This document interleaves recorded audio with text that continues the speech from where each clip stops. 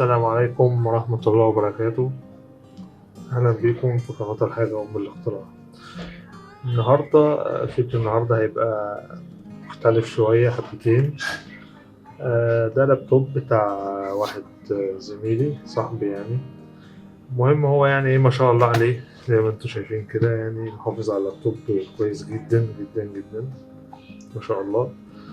ف زي ما انتم شايفين كده اللاب بقى 60 حتة. تمام. المفروض ان اللاب شغال بس الشاشة فصلت منه، دي البطارية بتاعته، ودي حبة حاجات وقعت منه.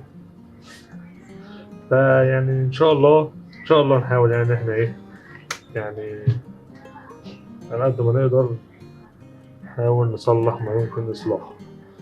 تمام. فتعالوا نشوف ان شاء الله ايه اللي هيحصل. اول حاجة كده مبدئيا نجرب تجربة بسيطة علشان نشوف هل اللاب اصلا شغال ولا مش شغال ولا ايه الدنيا. تمام. هو المفروض ان اللاب طبعا هو خد الهارد بتاعه، فاللاب مفهوش هارد. فاحنا هنجرب بس الباور، يعني هنشوف كده هل في باور هيدينا اي اشارة ان هو شغال ولا لا. تمام. فانا كده حطيت الشاحن في الكهرباء. احنا شايفين يعني موضوع الفتح صعب جدا، يعني اللاب متدغدغ 50 حتة.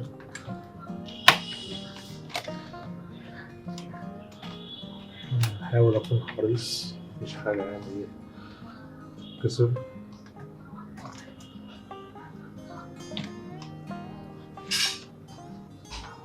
هو كده نور اهو زي ما انتوا شايفين، مش عارف هتبقى ظاهرة عندكم في الكاميرا ولا لأ.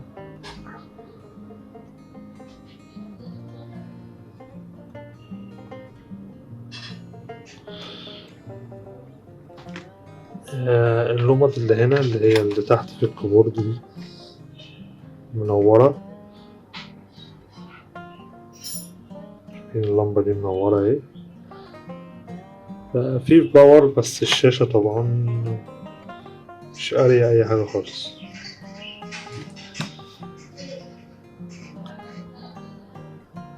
الزرار ده واضح عندكم لونه منور ولا لأ اهو.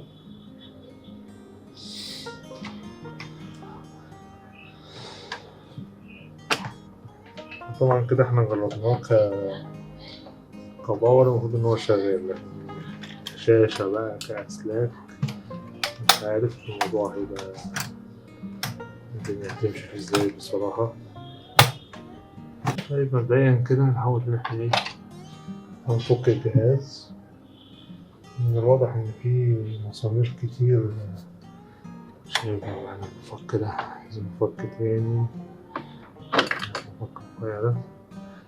في مسامير كتير مش راكبة الجهاز، يعني ده مفيش هنا مسمار.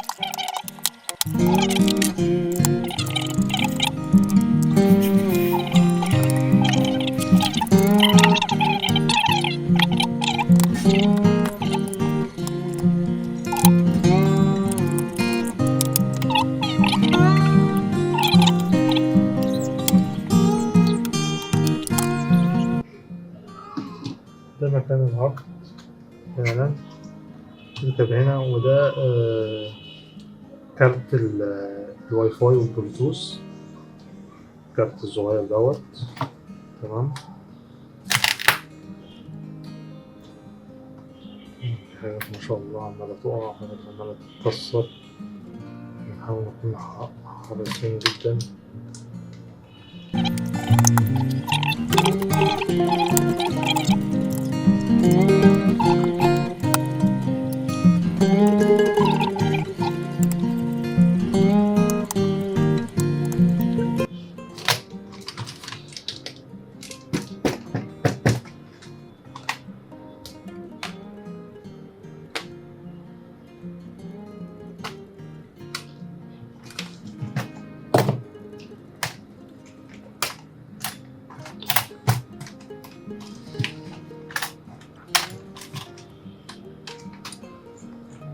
كده هنفك الكلام ده كله. يعتبر فصلنا الشاشة خالص. المفروض إن احنا بنشيل الكيبورد برضه من هنا، لأن في زراير بتبقى تحت الكيبورد، الكيبات دي نفسها.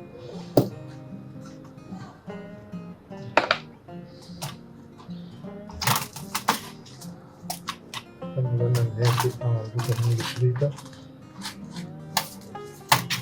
دي، تحت المشكلة خالص.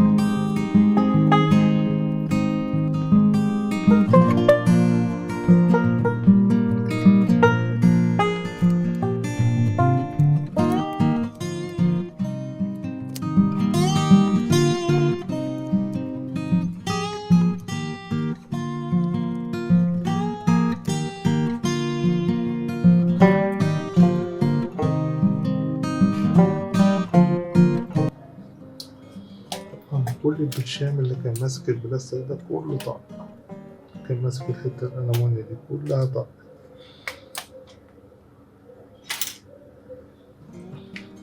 دي كده بقى بقت قدامنا، دي البوردة زي ما انتم شايفين،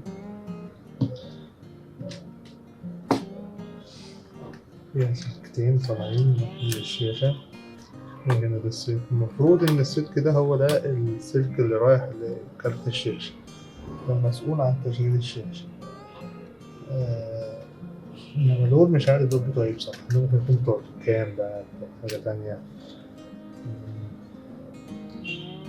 زي ما شايفين طبعا مليانة تراب، العربية تراب جامد جدا. ممكن هون نخلع دول عشان برضه ايه نشيل البوردة براحتنا.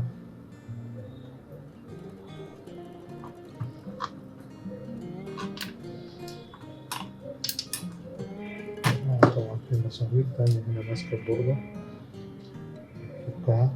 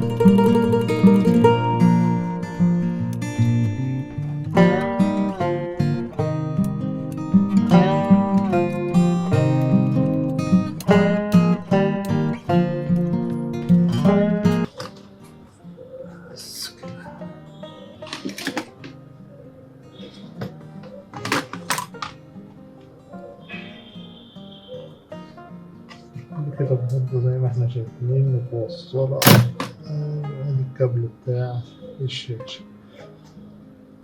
وادي البوردة، ادي البانة، نظام التبريد بتاعها، كل ده لازم يتنضف. بعد طبعا ما نضفنا قطع اللاب، خدت وقت جدا طبعا في التنظيف، الحمد لله رجعناها تاني جديدة. هنبتدي بقى نحاول بقى نجمع تاني نرجع الدنيا زي ما كانت.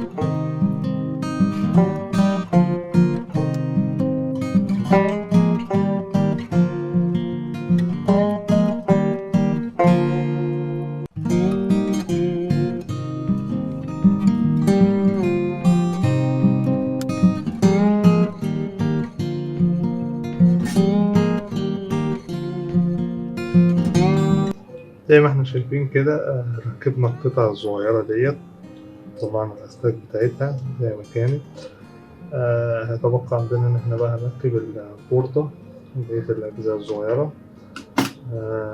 معلش أنا آسف لو فيديو طويل شوية، بس احنا ايه زي ما انتوا شايفين كده بنعمل صيانة كاملة لللاب، ركبنا كله حتة، فطبعا الموضوع هياخد ايه وقت مننا، مش هيبقى سهل يعني. فكملوا معانا الفيديو. كمل معاكم تركيب الكيبورد دوت. طبعا نطلع عينينا.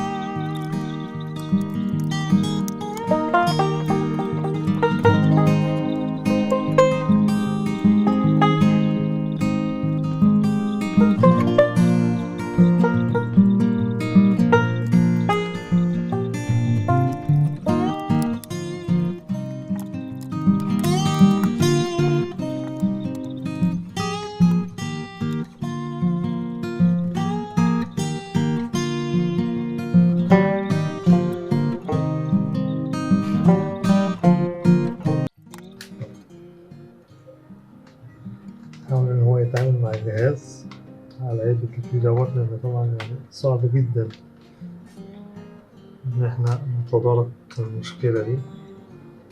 طبعا انا عملت اللي عليا ان انا شغلتهوله، شغلتله الشاشة زي ما حضراتكم شايفين كده قدامكم. الشاشة شغالة، بس هي طبعا مفيهوش هارد. طبعا هو كده بالنسبة له هيشتغل عادي، بعد ما يركب الهارد بتاعه هيشتغل مفيش مشكلة، لكن حتى بالنسبة للكيبورد شغال مفيش أي مشكلة. والبطارية برضو شغالة على فكرة، يعني أنا لو شلت الكابل هو شغال على البطارية من ورا مفيش أي مشكلة زي ما حضراتكم شايفين. كل الزراير شغالة، حتى الزرار اللي مش موجود ده شغال. يعني كان حله الوحيد بقى إن هو لازم بادي تاني لللاب دوت. هو حاول بقى يلصمه باللزق تاني، ودي بصراحة كانت تجربة يعني ايه مع اللاب دوت، حبيت أشارككم فيها. طبعا بصوا زي ما انتم شايفين متاخدة 100,000 حتة، مش نافع خالص. كويس إن هو شغال يعني. آسف إن أنا طولت عليكم. هي بس الفكرة إن أنت إزاي فكيت لاب أسوس وإزاي نضفته، ازاي ان احنا جمعناه تاني. العيب اللي كان موجود في اللاب دوت هو السوكت بس كان مهزوز، مجرد ان احنا شلناه وحطيناه تاني اشتغل. انا حبيت افكه حته حته قدامكم واركبه تاني عشان اللي عنده لاب وعايز يصلح فيه حاجه او عايز يعمل فيه اي حاجه يقدر ان هو يفكه، مفيش اي مشكله خالص، ما يخافش ويجرب. بس هي دي الفكره، لكن مش فكره ان احنا صلحنا او ما صلحناش، لان طبعا ده لاب بايظ. عايز بادي طبعا جديد. مش هينفع معاه البادي ده خالص، دغدغ باص خالص، لكن هو شغال مفيهوش أي حاجة وسليم. بس دي كانت تجربة معانا. يا رب تكونوا استفدتوا بأي حاجة من الفيديو دوت، على الرغم من إن إحنا فشلنا في إن إحنا نظبطه. بس أكيد استفدنا وتعلمنا إزاي نفكه وإزاي نركبه. الأجزاء اللي موجودة جوه، مكان الهارد، مكان اللام، مكان الواي فاي، السوكيتات بتتشال ازاي، بتتركب ازاي، نجمعناه تاني ازاي. يا رب تكونوا استفدتوا معانا، وإن شاء الله استنونا في فيديو قادم بإذن الله. السلام عليكم ورحمة الله وبركاته.